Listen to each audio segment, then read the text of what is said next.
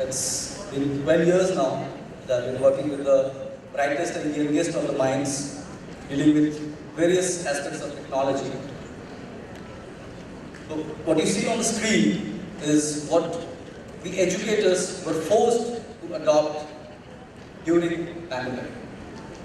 So it was more like a bolt from the blue. Not because we were not ready, because we were not using it already. Okay, so we'll do a small activity just to make sure that I actually have all of you over here. We'll all raise our right hand, make a fist, take the index finger out, take it up and point it on our chin. Yes, that's not the chin. It's not the chin. Right? That's not the chin. But you follow. You follow. Right? So that's what happened with Dan. If we follow, most of the time it's subconscious and not conscious. Okay, you follow subconsciously, but you cannot lead subconsciously. You have to lead consciously. So as long as we are planning to make our kids, our children, our students be leaders, they need to get out of their subconscious and be present in conscious. They have to take decisions consciously. So I want all of you to be a part of that consciousness. We'll preside from over right now.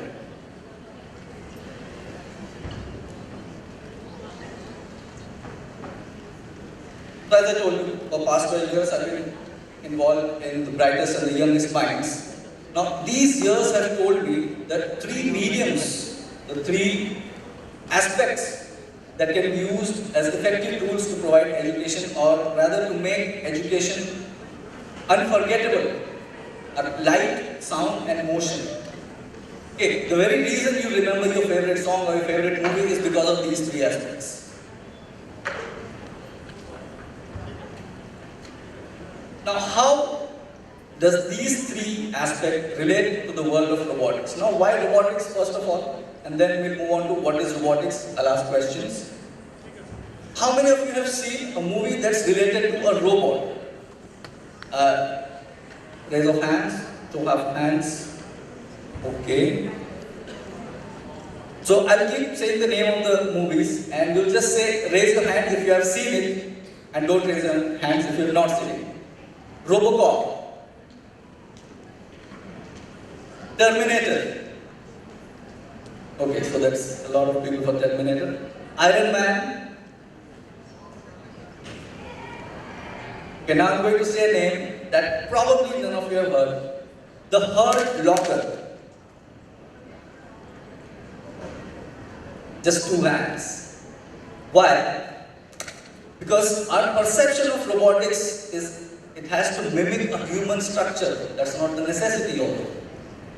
Right? When we think of the word robot, the first thing that comes to us is similarity with a human anatomy, similarity to a human form of body, structure. That is not always the case. So these are the three mediums we are talking about. Light, sound and action. Now let's say I want a child to understand something. I want the child to understand a particular topic. Okay. Now, I cannot expect the child to rise up to my level and understand the way I am teaching. Me being an educator, me being a teacher, I have to get down to the child's level and then impart the knowledge in a way he or she loves it the most. So if light, sound and motion make it unforgettable, let there be light, sound and motion. Right? Because the ultimate aim is to make that education unforgettable. So now, the actual topic for me, what is a robot? It's another topic for you now. What is a robot? How do you define a robot? Can we please circulate the mic?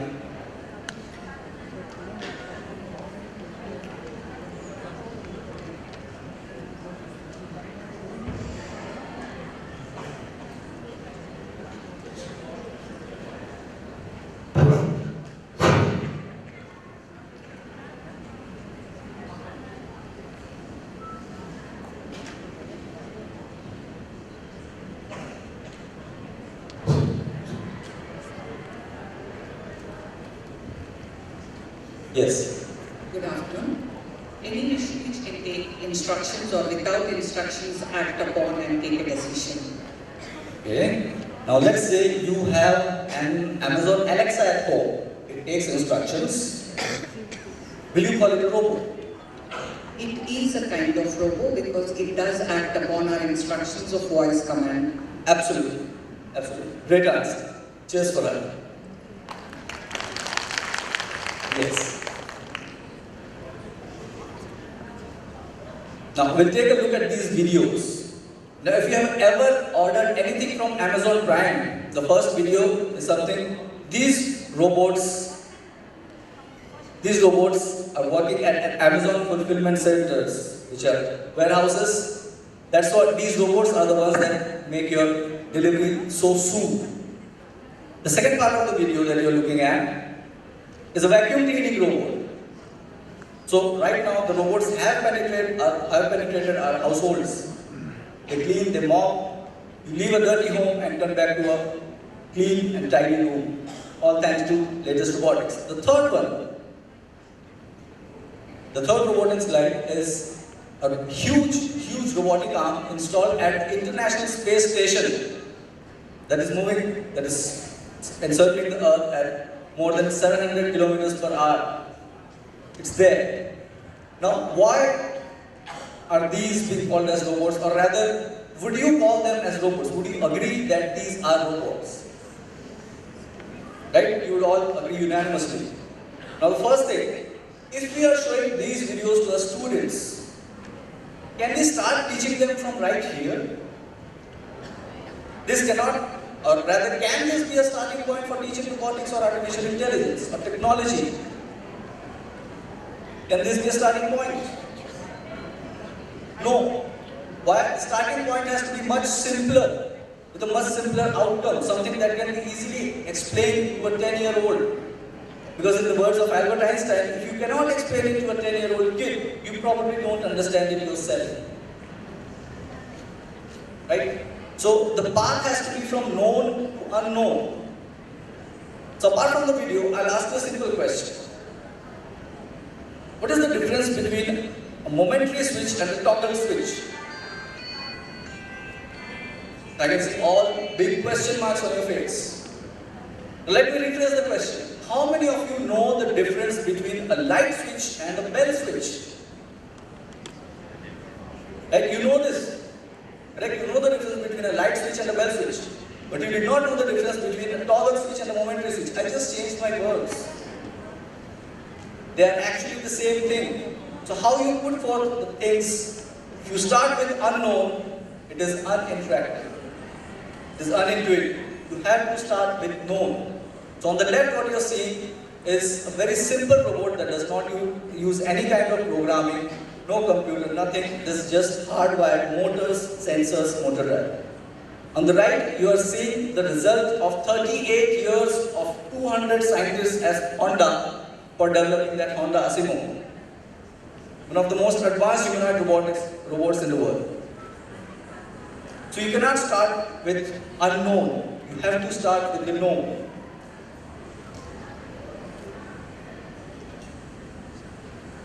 Yeah, get done with that. Next, why we have to start with the known? So that children are given objectives that are much simpler to achieve. If a child fails in achieving an objective, he or she gets disheartened. So the first thing is to achieve what's the objective being provided. So we'll set simple goals, achieve simple results. Next, why is this entire process important? Why is it important to set a simple goal and then achieve it and move to a slightly difficult goal? It boosts the intelligence. Now what is intelligence? What is intelligence? Anyway, you don't have to relate it to robotics. Intelligence is intelligence in any form. Can anyone answer? What is intelligence?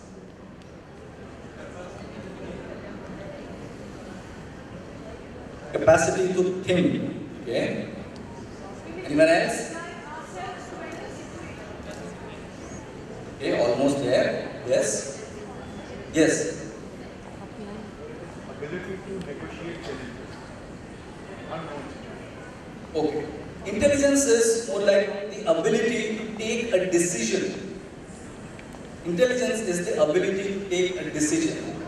How good that decision is an entirely different story. We'll come to that. Being able to take a decision is intelligence. That intelligence keeps changing with time and experience and exposure. Okay, we'll do a simple thought experiment. Let's say you've been put in a dark room, you cannot see anything, it's so pitch dark that you cannot even see your hands. And you've been asked to move around in that room without bumping into things. So, what is the first thing that you will do? What is the first thing you will do? If you are asked to move around in a dark room without bumping into things, what? Yes, you will spread out your hands and try to touch and feel things. Correct? Did you have to make an algorithm or a formula for doing that? It came to you very naturally. Yes, it was quite reflexive. Right? But what we fail to understand is, this is exactly the same working principle for a self-driving car. When you are in the dark room, you touch something with your left hand, you move towards right. When you touch something with your right hand, you move towards left. Detecting by touching is called obstacle detection. Moving away from it is called obstacle avoidance. These are the two basic working principles for any self-driving car such as Tesla. Right? So you did not have to go and dive deeper into all these things. It came naturally to you. Robotics is something that has been inbuilt into humanity since day one. We just did not call it robotics. It helps you to think in a much better way. Human intelligence and artificial intelligence. When you are trying to avoid an obstacle in the dark room, you are human, you are using your intelligence to do that. Now, if I want the same situation to be handled by a machine, if I want a piece of code to take that same decision, it is called artificial intelligence. It's still intelligence, but it's not done by a human being. Right? So it's artificial now. So we are calling it artificial intelligence. So we were born with it. We just didn't know it. Now is the time to know and implement it in a physical world. That is outside our body, outside our mind, but still we need to be conscious about it that we are going to do this. Next is the second most important aspect of education, that is learning. When I'm saying learning, the most commonly used word along with learning with respect to robotics and artificial intelligence is called machine learning. We'll come to that in a while. But is learning? We have already seen what's intelligence. So what is learning now? Intelligence was the ability to take decisions. So what will be learning? Yes? Learning will be the process of taking better decisions with the passage of experience and time. The more parameters that you include in the decision making, make your decisions better. Consider this child, for example. That's a child that has not yet learned how to walk, it's crawling. And let's consider for the time being, its favorite color is orange. Okay, so right now the only program that is running inside its mind is, if I see orange, go and grab it. That is the only program running in its mind. If it is orange, go and grab it. Case number 2. That orange object happens to be a hot orange object. The very reason it is orange because it was that hot. Okay. Now the child tries to go there and grab it, will burn his fingers. Right? So next time when the child sees an orange colored object, it has 2 parameters to decide from. Color and temperature. So case number 1, he had only 1 parameter to decide from, just the color. Case number 2, it developed its database. It updated its database. Now it has 2 parameters to decide from. So that is learning. But that's learning for a human being. The moment we try to put the same behavior, we try to mimic the behavior into a machine, into a robot, we are calling it machine learning. The very example or one of the best examples of machine learning is right with you in your pocket or in your handbag. It's your mobile phone. It's your Android device. The reason you keep getting more and more suggestions for motivational videos once you have seen a motivational video is because of that learning that has been implemented into YouTube's algorithm. If you like sports video, it will keep suggesting you sports. You have seen a motivational video, it will keep suggesting you motivational videos. That's how it happens. But if you want to check it, when you get a new phone, you don't get any notification from YouTube. Why? It has not yet built up that behavioral monitoring system.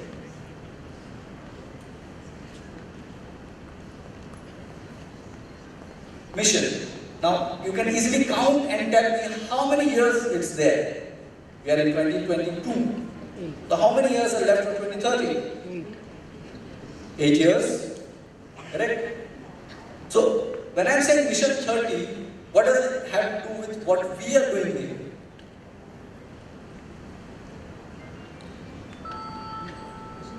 It's the time that we are taking to prepare our students, our kids, to be world ready, to be able to face the world that they are going to face in 2030.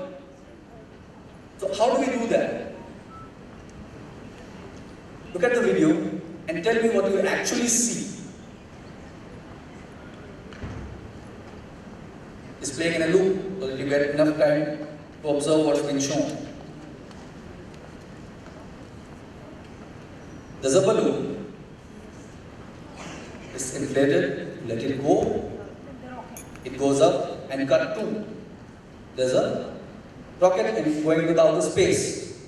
So what this tells us that blowing up a balloon, letting it go, is doing the same thing. It's working on the very same principle that a rocket uses to go into outer space. We cannot start with going into the outer space, but we can definitely start with blowing up a balloon and letting it go. Next, that's a simple LED lamp. Simple LED light goes on and off. So where am I going with all this? I'm trying to take you a pledge. I'm trying to, what should I say? I'm trying to build up your mind to take a pledge that next time when a child blows up a balloon and lets it go, he does it with the knowledge that it is the same principle that makes a rocket go into outer space. When he lights up a simple LED, when he makes his first circuit to light up an LED that just blinks, he does it with the knowledge that this step of mine is going to take us towards a sustainable future. Next, when he tries to make a simple robot that just does something, anything at all, does it with the confidence that over the years, these small successes or victories will add up to make something that's going to help him to make something great one day. And finally, we want our children not just to exclaim wow when they see something amazing. We want them to get curious and intrigued enough to get behind the how of that experience.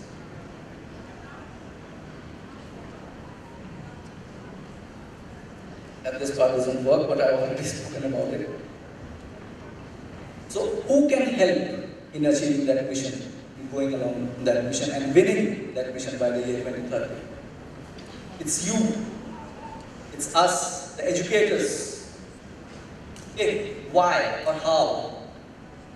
How can we help in that?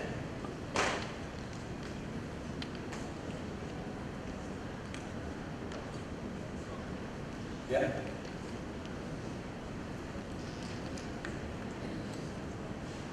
So part of that question goes back to how our government operates.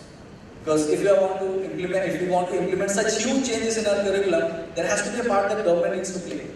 And they have played their part, and this was the result. This was the result, NEP 2020. Okay, they are trying to make it mandatory to include AI and robotics into the school curriculum. So that they have done their part.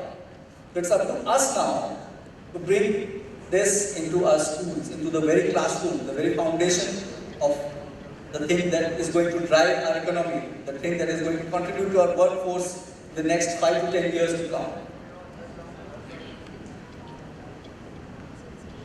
course, you can make a difference. You are the decision makers here. I see one person here that is equivalent to 1,000 students, 1,000 units of Indian economics future workforce. That's the power you have in your hands right now. It's you who is going to decide whether India is going to be able to actually make in India in future or not. This is a very important picture. Now we are approaching the concluding part of our session. What do you see in picture, in both the picture? I will tell you the similarity, you tell me the difference. The similarity is, both the images have humans and both of them have a robot, have robots. What's the difference? I just told you the similarity.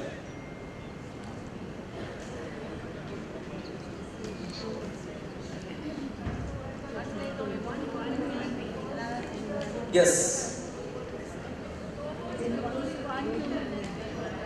Yes, perfect. The first one is an example of robots controlling humans. It's not that far-fetched a dream. We are almost addicted to our cell phones.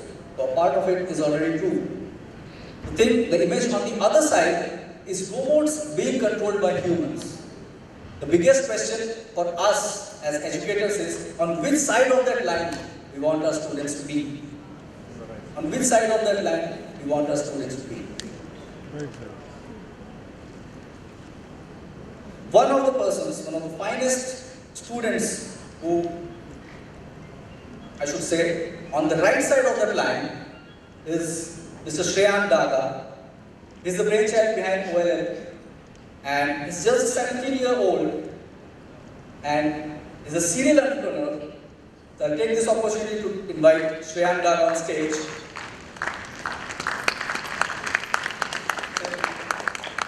Hello principals. So I've been the backbencher in all of your classes.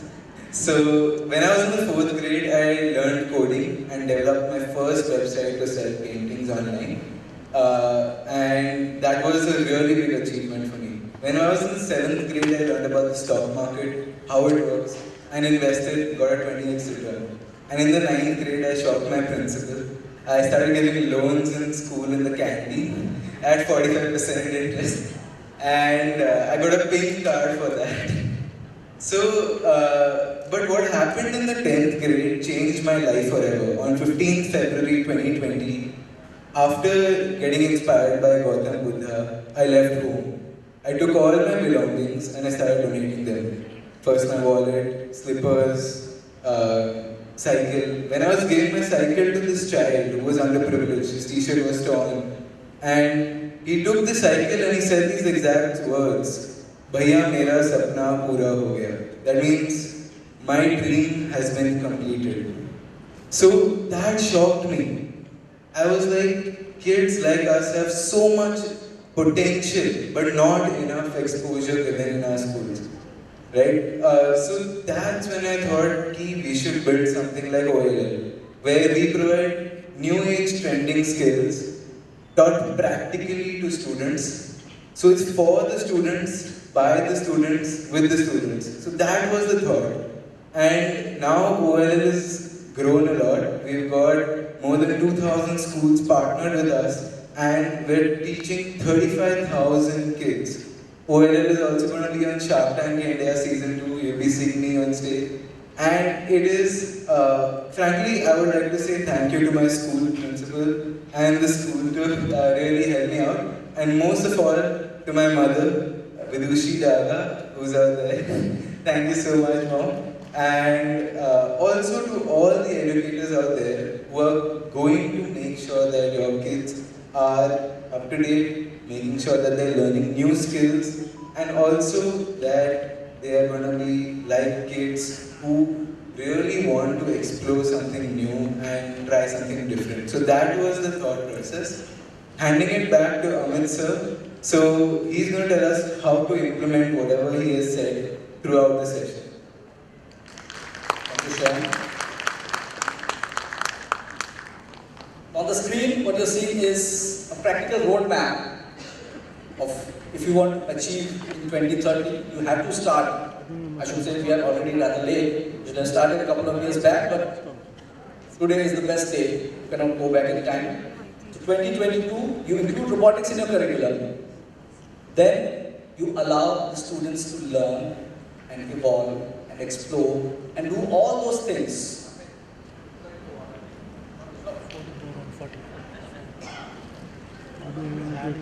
Yeah.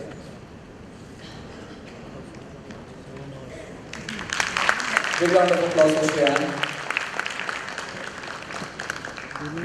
24. I was telling you, we are already short of 10, 20. Over the years, I've learned that as an individual, you are respected when you become an asset. You become an asset when you become an expert at a particular skill. And let's not forget what makes an expert. It's not knowledge, but practice. So unless we are equipping our students for tomorrow's technology today, we are not giving them enough time to practice. Right? So that's the roadmap, so that it allows them that time to practice, so that when in 2030 or here, something happened wrong here. Yeah, it's not 23, it's 2030. You cannot get 23 after 28. Anyways. So that the students emerge future ready in 2030. Okay, that is tomorrow's technology, but you have to start today. Because if you start tomorrow, it will be something else. If you start the day after, it will be something else. If you don't keep up with the technical evolution, there's no point in being a part of human evolution. We are not growing, we are just going. With these words, I thank all of you to provide me this opportunity to talk about how technology is going to affect education in today's India and the India to come. Thank you. Thank you, sir, for motivating our principals to be more technology oriented. Any questions?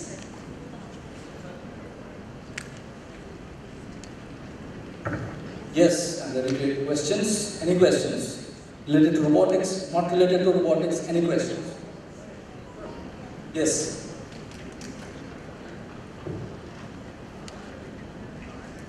Sir, you mentioned that robotics is inbuilt in humanity. Yes. Probably it may be a random question that I ask you. Then will we incorporate the school curriculum? You always liked songs, right? You have always liked songs and music. But there was a need to learn it. There was a need to learn music, right? If you want to go on an official path or a proper path using training, there has to be milestones that you achieve and look back and say, yes, I have achieved this. So unless you take proper procedure to do that, you won't be able to judge whether you have learned or evolved or not. Sir, then regarding automated car or self-driving car, Yes. there are a lot of accidents happens, lot of persons died because of the hit of algorithm hit. Yes. Lot of persons died. Yes. Then how can it be the futuristic? See, when you ask for rain, you cannot complain for a little bit of mud.